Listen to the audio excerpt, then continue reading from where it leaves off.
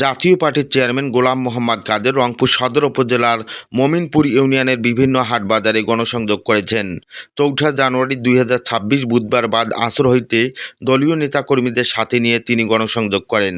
গণসংযোগকালে দলীয় নেতাকর্মীরা লাঙ্গল প্রতীকের স্লোগানে মুখরিত করে তোলেন।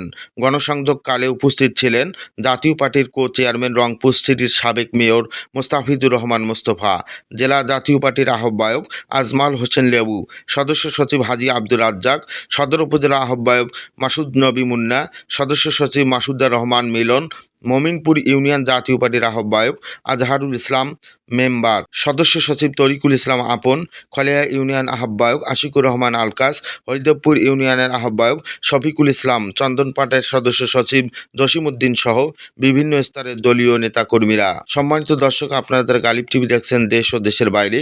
আপনাদের সকলকেই আন্তরিক ধন্যবাদ, অভিনন্দন জ্ঞাপন করছি। জান্নাতুন নাইমের ক্যামেরায় গালিব টিভি থেকে আমি মাহফুজুর রহমান।